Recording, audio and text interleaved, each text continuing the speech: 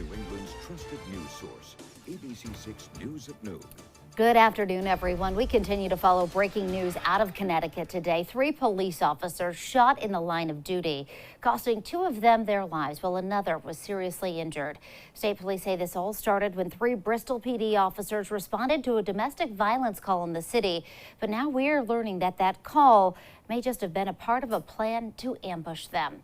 ABC6 News reporter Natalie Norrie is in Connecticut working the story. She is live with the new details at noon. Natalie? Doreen, flags around the state of Connecticut being flown at half-staff today, including here at one Connecticut State Police barracks in Danielson in honor of 2 police officers who tragically lost their lives in the line of duty late last night. At this time, police sources tell ABC News it's believed that a fake 911 call led to an ambush of officers. Those police sources then say officers were met by the suspect who allegedly opened fire with an AR-15 style rifle, killing 1 officer on the scene. The other 2 officers shot were taken to the hospital, where a second was pronounced dead. The 2 officers who died were 35-year-old Dustin DeMonte and 34-year-old Alex Hamzy. Officer Hamzy was married, and Officer DeMonte and his wife have 2 children, with 1 on the way. The 3rd officer, 26-year-old Alec Umonte, was seriously injured and underwent surgery this morning and is recovering. An emotional press conference was held today, acknowledging the sacrifice that was made. Our men and women of the Bristol Police Department are privileged and honored to serve on the front lines, protecting and serving the community of Bristol. And that's what these heroes did last night. They answered a call to duty and they responded without hesitation. And that's what they did every night before that. And that's what our officers do and will continue to do day after day. Today, our hearts are broken. We're united in immeasurable grief for those hero officers, for their families and friends, and for all of our law enforcement personnel. We pray for them. Police say the suspect was fatally shot on scene. The suspect's brother is in the hospital and his condition is currently unknown. Again, police sources tell ABC News that it's believed at this time that this was a staged call for help to lure the officers to the home. This is still an active and ongoing investigation to find out exactly what happened last night. And as this story develops, we'll continue to bring you the latest. For now, reporting live in Danielson, Natalie Norrie, ABC6 News. All right, Natalie, thank you. And Rhode Island State Police sending their condolences to their police colleagues in Bristol this afternoon. State Police tweeting, "Our thoughts are in Bristol, Connecticut, where 2 officers were killed and another was shot. We send our deepest condolences to their families and loved ones and hope the wounded officer recovers from his injuries." And now to an ABC6 update on this morning's breaking news in Lincoln. No one was injured after a tanker truck caught fire on 146 early this morning, but it did shut down the highway for quite some time. State police say the back tires caught fire on the truck just before 4 a.m. The fire department responded to put out the flames. There was heavy black smoke in the area and the smell of gas coming from the truck. Eventually, they were able to move the truck to the breakdown lane. Now they're just waiting for another truck to offload the fuel. The road is back open. 2 Providence men guilty in a 2018 drive-by shooting murder in the city. 32-year-old Chandwith Hay and 23-year-old Jathan Hang both found guilty for the murder of 57-year-old David Page. Police say back on June 26 of 2018, the 2 men, who were members of a gang, fired shots at a car on Lowell Ave in Providence, killing Page. They're both being held without bail until their next hearing, a motion for a new trial. A Parkland, Florida jury sentenced convicted Parkland High School shooter Nicholas Cruz to life in prison without the possibility of parole, sparing him a death sentence. Jurors recommended a life sentence without the possibility of parole on all counts against him. Cruz is 24 years old. The jury must reach a verdict on each of the 17 counts for the 17 victims of the Parkland School massacre in 2018. On each count, the jury recommends a life sentence or death. Prosecutors recommended death. Defense attorneys had asked for life. And new at noon, another morning of significant cancellations for RIPTA's Providence School Service. This is a list on your screen here of trips that did not run today. They impacted Central, Classical, Hope, Mount Pleasant, and Alvarez High Schools. Students are told to take regular service to Kennedy Plaza and then transfer there to a route. We asked Superintendent Javier Martinez what type of effect this is having on student learning. through and we feel the frustrations, the parents' frustrations, the students' frustration, even PPSD, because our target is to make sure students are in school every day, and this can impact as we meet our targets and getting students to school. So I think that the best person that we can have a conversation with will be with RIPTA representation, who can tell you what their strategies are as they move forward and how they're going to address some of these issues. RIPTA held a job fair yesterday looking for more drivers. A spokesperson for the agency tells us 25 people applied for jobs. Now those applicants will be screened for an interview. And Providence students also got the chance to meet Rhode Island's poet laureate Tina Kane at the Laurel Elementary School this morning. The students worked with Kane on how word choices shape the meaning and tone of their writing. They also learned some English lessons on similes and metaphors.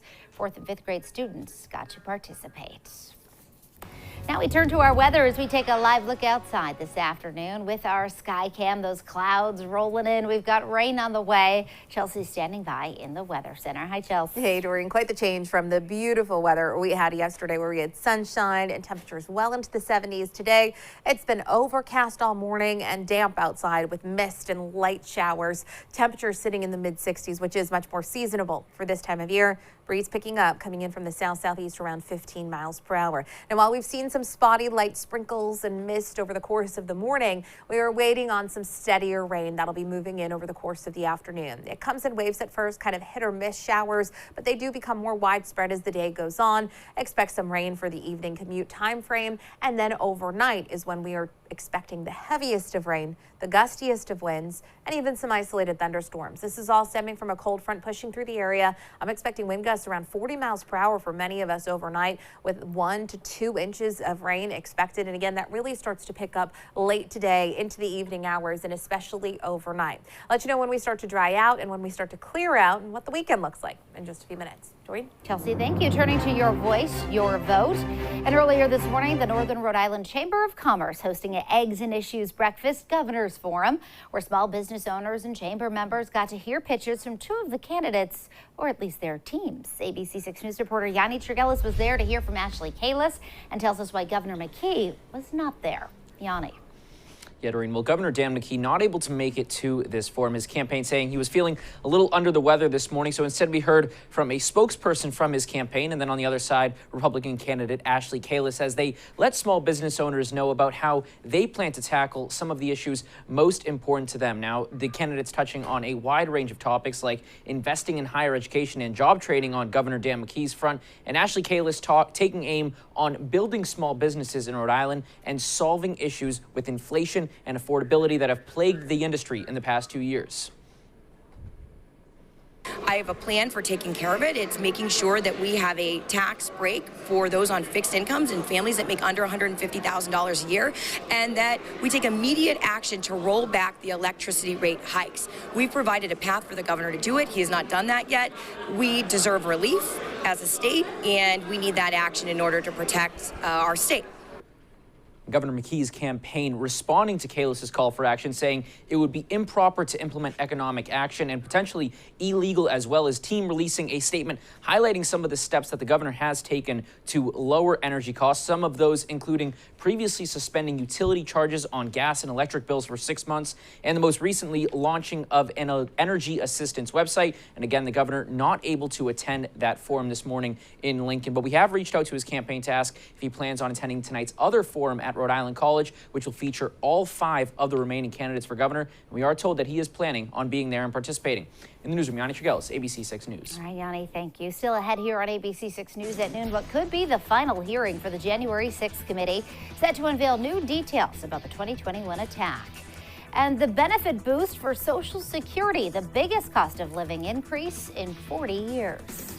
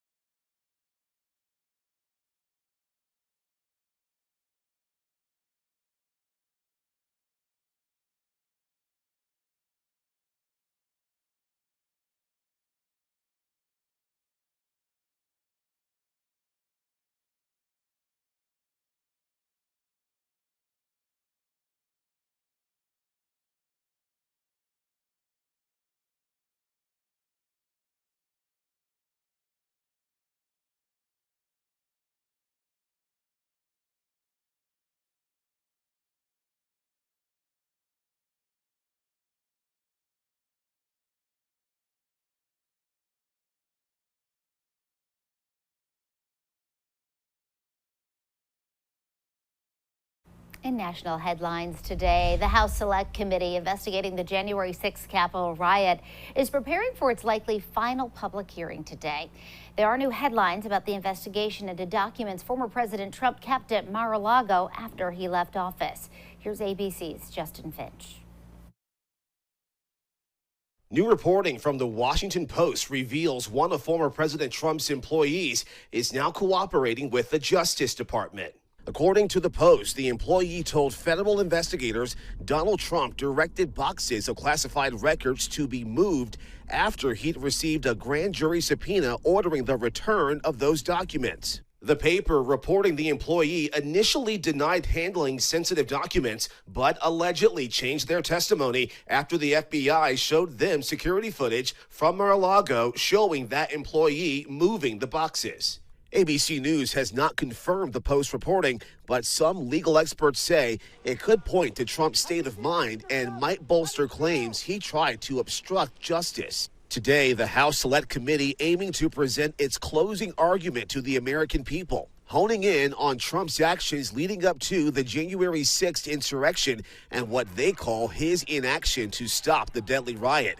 Committee member Stephanie Murphy on Morning Joe. What I'd like to ensure we do is continue to present the facts of what happened in the run-up to and on January 6th and help the American people understand exactly what happened and how close we came to losing our democracy. No live witnesses are scheduled, but the panel plans to showcase new evidence, including new recorded interviews and never-before-seen documentary footage. In the month since their last hearing, the committee has interviewed several new witnesses, including Trump cabinet members and Ginny Thomas, a conservative activist and wife of Supreme Court Justice Clarence Thomas.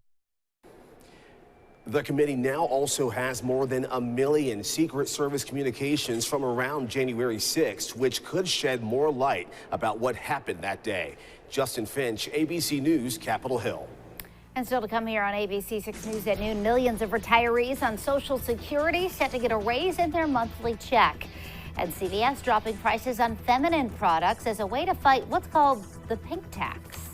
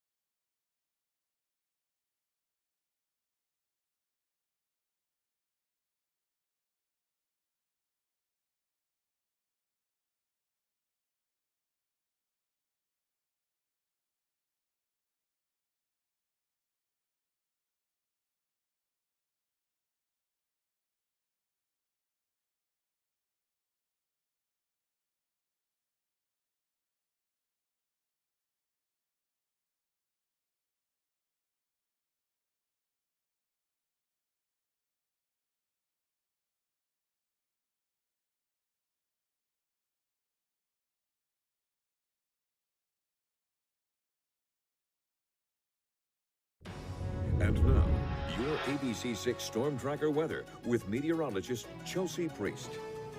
It's been overcast and damp so far this morning. No real significant rain just yet, but certainly damp out there with some mist and some drizzle and even some light sprinkles at times. Now, what we're looking at as the rest of the day goes on is the rain becoming more widespread, picking up in intensity, and then it's going to be in the overnight hours, figure 10, 11, 12 o'clock, that we're going to get into some heavy downpours and the gustiest of winds. Our temps are in the low to mid 60s, which is seasonable for this time of year, significantly cooler than yesterday. Of course, yesterday we had such a nice sunny, warm day. We're currently running about 5 to 10 degrees cooler than yesterday at this time. So a noticeable drop. And of course, we've lost the sunshine. We have the clouds and this breeze that's starting to pick up. Coming in out of the southeast right now, anywhere from 5 to 15 miles per hour. Some gusts coming in anywhere from 25 to about 30 miles per hour right now, mainly for coastal locations. And this wind is going to continue to pick up as the day goes on, with the worst of the wind happening overnight. Some gusts around 40 miles per hour will be possible, which does lead to some concerns. Satellite radar image right now shows you dry conditions at the moment here in Providence, but we've had these sprinkles coming through. We've had these isolated little areas of mist and drizzle, and that is going to become more widespread and pick up in intensity as the afternoon goes on. You can start to see some steadier showers, some more widespread showers just off to our west, and this is all ahead of this approaching cold front, which will be pushing through the area overnight and into early tomorrow morning. So as we go through things hour by hour, it plays out. By about 7 o'clock, the rain is starting to become more widespread, especially from west to east. And as the night goes on, we continue to see this heavy rain just kind of filling into the area. And this is where we have the potential for some minor issues on the roadways, dealing with some big puddles, some ponding on the roadways, especially with the gusty winds, because the gusty winds are going to bring down a ton of leaves and they're going to block a lot of our storm drains. So concerns for overnight travel, for morning travel. This is 6 a.m. Your early morning commute will be impacted by some heavy rain, the ponding on the roadways. All of those concerns continue. But pretty quickly from west to east, we do start to clear out. This is 2 o'clock tomorrow afternoon. Most of Rhode Island back to partly to mostly sunny conditions. Clouds and some spotty showers may linger a little bit longer for far eastern Mass. From there, we continue to clear out. And as we get into Saturday, you'll be seeing full sunshine with temperatures in the mid to upper 60s. So we'll be a little bit cooler than yesterday, but still nice for this time of year. We're talking about 1.5 to 2.5 inches of rain. Looks like where some of the heaviest of rain may fall is just off to our west. A lot of eastern Connecticut picking up on some of the heaviest rain, but a lot of Rhode Island getting clipped by that, and this comes down pretty quickly. So again, concerns for street flooding, minor street flooding, but those poor drainage areas is a possibility. By 4 o'clock this afternoon, most of us have gusts 25 to 35 miles per hour. It's overnight. This is stopped now at about midnight. You can see many of us with gusts around 40 miles per hour, so it's going to be a windy night and a windy start to the day. Tomorrow, again, important to get those drains cleared out right now. And then obviously if you see any issues with any storm drains not draining, make sure you get those cleared away, because we are going to be dealing with a lot of wind that's going to bring those leaves down. What you're looking at on the 7-day forecast is temperatures that are going to hover in the upper 60s and low 70s even through the weekend. Again, the worst of the rain comes through tonight, the worst of the wind comes through tonight, and then as we head into the Friday, we'll start to gradually dry out and we'll be brighter on Saturday. Yeah, just prepare for tonight. Bring those Halloween decorations in. Oh my gosh, I know. I mentioned it this morning. Maybe not the night to inflate the jack-o'-lanterns and the ghosts. They'll be flying around pretty make sure everything's secure tonight. Yeah, make time to add a little extra. Definitely. One extra knot. Thanks, Chelsea. We'll be right back right after this.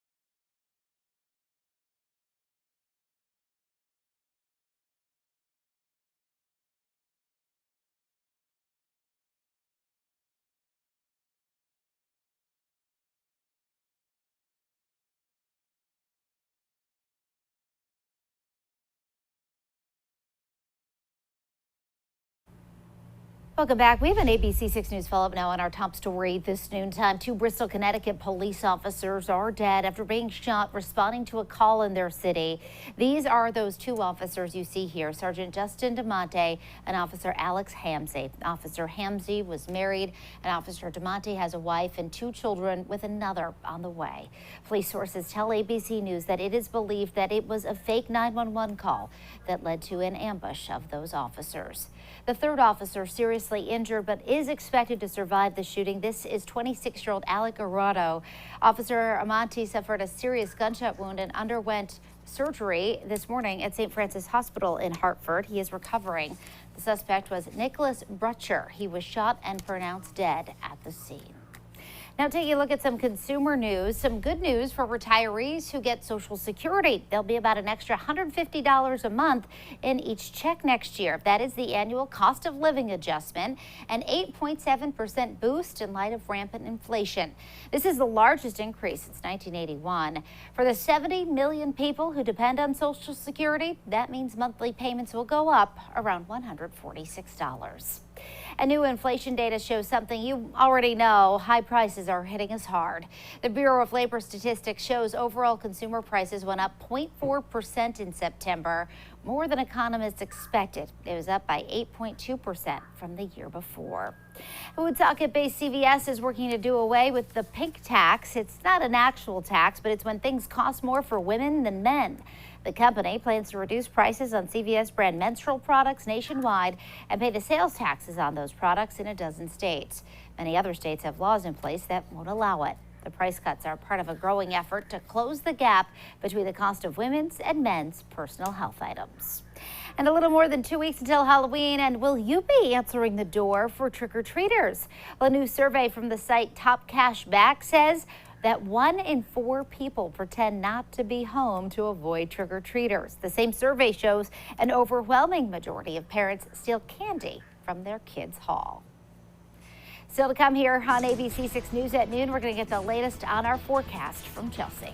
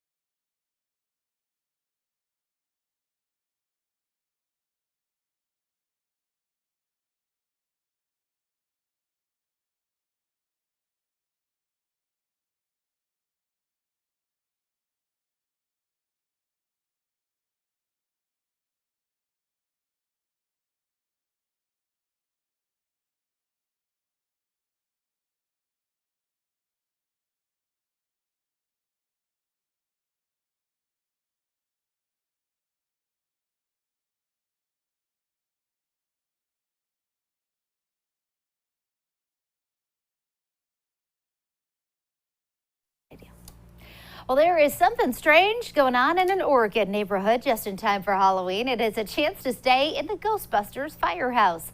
The building, a replica of the one featured in the comedy classic. It's in Portland, though, not New York City, where the film is based. It has all the essentials, including Ecto-1, the Ghostbusters emergency vehicle, ghost traps, and proton packs.